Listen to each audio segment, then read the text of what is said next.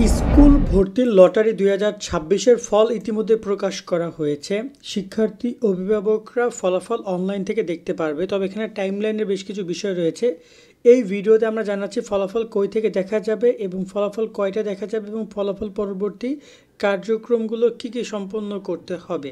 তো এখানে ইতিমধ্যে ফলাফল আজকে আনুষ্ঠানিকতা করা হয়েছে। এখন আমরা যদি ওয়েবসাইটে ভিজিট করি তাহলে আমরা দেখতে পাচ্ছি যে তারা এখনও লাইভের বিষয়টা দেখাচ্ছে। তো ফলাফল অলরেডি প্রকাশ আমরা দেখতে পাচ্ছি বিভিন্ন গণমাধ্যমে। কিভাবে আমরা এরকমভাবে ফলাফল শিক্ষার্থী দেখতে পারবো। ফলাফল দেখার জন্য আমাদেরকে যেটা যেতে হবে সেটা হচ্ছে, আমি যে ওয়েবসাইট লিঙ্ক এই ভিডিও ডিসক্রিপশন এবং কমেন্টে দেওয়া রয়েছে সেখানে আসতে হবে। আসার পরে মূলত এই ফলাফলটা, এই যে সরকারি স্কুল বিদ্যালয়ের রেজাল্ট দেখুন এবং বেসরকারি বিদ্যালয়ের রেজাল্ট দেখুন, যেই রেজাল্ট দেখতে চান যেখানে আবেদন করেছেন তার উপরে ক্লিক করে আপনি রেজাল্টটা দেখতে পারবেন। কিন্তু এখনও নট ফাউন্ড কেন? কারণ হচ্ছে আমি এখনও ভিডিওটি করছি 1:26 মিনিটে। তো এখানে বলা হয়েছে ফলাফল প্রকাশ করা হবে দুপুর 2টার পরে। তার মানে আর আধা ঘন্টার মধ্যে আমার ভিডিও এই আপলোড করতে করতেই তারা কিন্তু এখানে নট ফাউন্ড থাকবে না, তখন এখানে রেজাল্ট চলে আসবে। এটা কিন্তু রেজাল্টের ওয়েবসাইট দেখতে পাচ্ছি GSETeletalk.com.pd, যে রেজাল্টের মেনু, লিঙ্কটায় রেজাল্টের লিঙ্ক দেওয়া আছে। মানে এখানে আসলে আপনারা রেজাল্টটা দেখতে পারবেন। তবে তারা রেজাল্টটা প্রকাশ করছে 2টায়, যার কারণে এই সময়টা লাগছে এবং রেজাল্টটা ফলাফল 2টার পরে শিক্ষার্থীরা অনলাইনে দেখতে পারবে।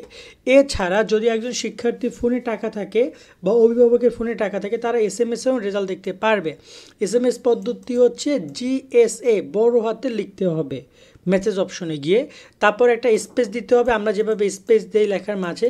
এরপর লিখতে হবে রেজাল্ট, তারপর আবার স্পেস দিতে হবে, দেন একটা ইউজার আইডি দিতে হবে আমাদেরকে, যে ইউজার আইডিটা আমরা আবেদনের সময় দিয়েছিলাম। বা এই যে আমরা যখন আবেদন রেজাল্ট দেখতে যাই, আমাদের আবেদনের সময় কিন্তু ইউজার আইডি আমাদেরকে দিয়েছি, সেই রকম ইউজার আইডি পুরোটা আমাদেরকে এভাবে লিখতে হবে। তার মানে কী লিখতে হবে? GSA, তারপরে রেজাল্ট, তারপরে ইউজার আইডি, এরপর পাঠিয়ে দিতে হবে 16222 নাম্বারে। তাহলে আমাদের রেজাল্টটা অটোমেটিক্যালি আবার চলে আসবে আমাদের ফিরতি মেসেজের মাধ্যমে। এবং এটা দেখা যাবে 2টার পরে মেসেজ পাঠালে ভালো হয়, তাতে কনফার্ম রেজাল্ট শিক্ষার্থীরা দেখতে পারবে। এখন এই ওয়েবসাইট ঠিক করা হয়নি, কারণ এখনও এই ওয়েবসাইটে লাইভ চালাচ্ছে। বাট আমার কাছে মনে হয় না যে এই জিনিসটা খুবই যুক্তিসঙ্গত হইল। উচিত ওয়েবসাইটটাকে ঠিক করে দেওয়া, কারণ শিক্ষার্থীরা অভিভাবকরা অধীর আগ্রহে অপেক্ষা করছে ফলাফল দেখার জন্য।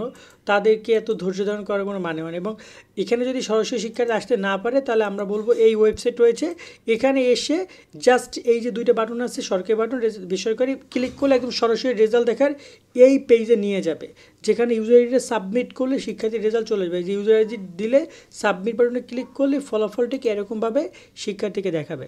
আজকের মতো আমরা এখানে বিদায় নিচ্ছি। সকলে অনেক ভালো থাকবেন। আল্লাহ হাফেজ।